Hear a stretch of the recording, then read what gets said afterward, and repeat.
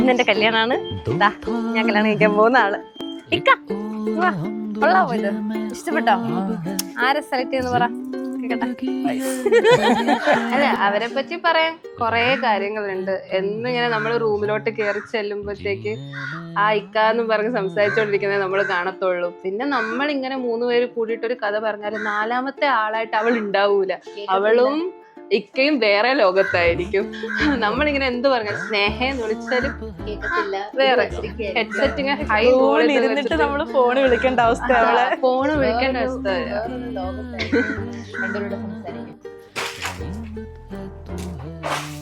This is my better half. കഥ തുടങ്ങുന്നത് കഥ തുടങ്ങുന്ന ഒരു സ്വപ്നത്തിൽ നിന്നല്ലേ. ആ സ്വപ്നം ഇല്ലായിരുന്നെങ്കിൽ ശരിക്കും പറഞ്ഞാൽ അങ്ങനൊരു ഫീൽ ആദ്യമേ തോന്നത്തില്ലായിരുന്നു. ലവ് അറ്റ് ഫസ്റ്റ് സൈറ്റ് അങ്ങനൊന്നുമില്ല. സ്വപ്നം എന്തായിരുന്നെന്ന് വെച്ചാൽ 2 ദിവസമായിട്ട് കണ്ണടച്ച് കിടന്നുറങ്ങും. രാത്രി ഉറങ്ങുമ്പോഴത്തേക്കും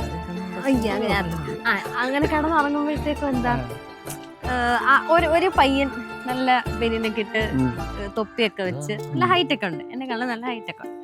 എന്നിട്ട് അതിന്റെ സ്വപ്നത്തിൽ എങ്ങനെയാണെന്ന് വെച്ച് കഴിഞ്ഞാല് എന്നോട് ഭയങ്കര സ്നേഹം. പക്ഷെ ഞാൻ ആ സ്നേഹം കാണുന്നില്ല. എന്നെ പല സ്ഥലത്തും ഡ്രോപ്പ് ചെയ്യുന്നു, എന്നെ വിളിച്ചുകൊണ്ട് വരുന്നു, എന്റെ കൂടെ തന്നെയുണ്ട്, കെയർ ചെയ്യുന്നുണ്ട്. പക്ഷെ ഞാൻ ആ സ്നേഹം കാണുന്നില്ല.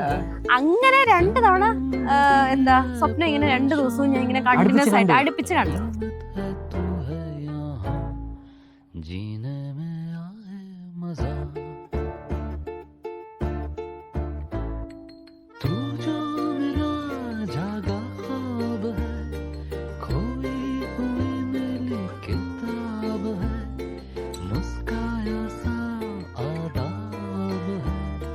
അപ്പൊ ഞാൻ എന്റെ ഫ്രണ്ട്സിനോടൊക്കെ പറഞ്ഞു, എടി ഞാൻ ഇങ്ങനെ ഒരു ചേട്ടന്റെ സ്വപ്നം കാണുന്നു, ഇങ്ങനെ മീൻസ് ഇങ്ങനെ ഒരു ലുക്ക്. അപ്പോ അവര് പറഞ്ഞ ചിലപ്പോ ആരെങ്കിലും വരുമായിരിക്കും എന്നുള്ള രീതി. എന്നിട്ട് അത് കഴിഞ്ഞ ഒരാഴ്ചക്കുള്ളിൽ തന്നെ ആ സ്വപ്നമൊക്കെ കണ്ട ഒരാഴ്ചക്കുള്ളിൽ ഞാനിങ്ങനെ നമ്മൾ കല്ലറയിലായിരുന്നല്ലോ ഒരുമിച്ച് കണ്ടത്. ഞാൻ നീറ്റ് പഠിക്കുന്ന സമയത്ത് ഇക്കയെ കാണുന്നേ. അപ്പോ ഇക്ക അവിടെ വർക്ക് ചെയ്യുന്നു. അപ്പൊ ഞാന് ഇങ്ങനെ ഈ സ്വപ്നമൊക്കെ കണ്ട ഒരാഴ്ചക്കുള്ളിൽ ഞാൻ ചായ കുടിക്കാൻ വരുമ്പോഴത്തേക്കും ഒരാൾ ഇതുപോലെ കോസ്റ്റ്യൂം ഇട്ട് നിൽക്കുന്നുണ്ട്. അപ്പൊ ആ സ്വപ്നമാണ് പെട്ടെന്ന്. നോർമലി ഒരാളാണെങ്കിൽ എന്ത് പറയും, നല്ലൊരു ചേട്ടൻ നിൽക്കുന്നത് എന്നുള്ളതല്ലാതെ സ്വപ്നം ഉള്ളത് കൊണ്ടാ ഐഡിയ എന്റെ സ്വപ്നത്തിൽ കണ്ടതുപോലൊരു ചേട്ടൻ നിൽക്കുന്നു, അതാണോ എന്നുള്ളൊരു തോട്ടം. അങ്ങനെയാണ് ഇക്കായെ കണ്ടപ്പോ തോന്നിയ. പക്ഷെ ലവ് അറ്റ് ഫസ്റ്റ് സൈറ്റ് ഉണ്ടായിരുന്നല്ലേ? അതല്ല ഇക്കായി കണ്ടായിരുന്നു ഫസ്റ്റ് കണ്ടപ്പോ ഞാന്. പക്ഷെ എന്നും കാണുന്നു.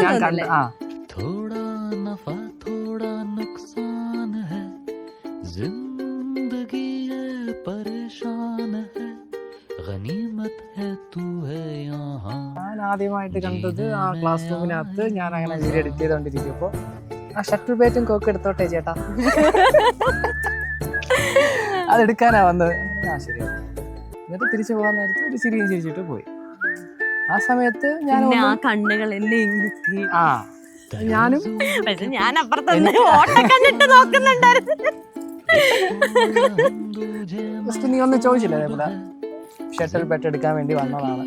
ഞാൻ പറഞ്ഞു ഓക്കെ ശരി എന്ന് പറഞ്ഞു. ഞാൻ ചിരിച്ച് അതങ്ങ് വിട്ടു. ഞാനും ഫീല് അത് കഴിഞ്ഞിട്ടുള്ള മൊമെന്റില് ഞാൻ വേറെ ഒന്നും ആലോചിക്കുന്നില്ല. പക്ഷെ ഇവിടെ നിന്ന് ആ വർക്ക് കഴിഞ്ഞ് ഞാൻ പോവാൻ നേരത്ത് എന്റെ കണ്ട് നിന്നെ നോക്കുന്നുണ്ട്, എവിടെ നേരത്തെ കണ്ട് ചിരിച്ചിട്ട് പോയ ആളെവിടെ. അത് ലവ് ഫസ്റ്റ് സൈറ്റ് ആണോ എന്ന് ചോദിച്ചാൽ അതും എനിക്ക് അറിഞ്ഞുകൂടാ. പക്ഷെ ഒരു ബാറ്റ് ചോദിക്കാൻ വന്ന ആളെ പോവാൻ നേരത്തെ എനിക്ക് പെട്ടെന്ന് വീണ്ടും കാണണമെന്ന് തോന്നി. ഓക്കെ ഫൈൻ, ശരി, അന്ന് കണ്ടില്ല.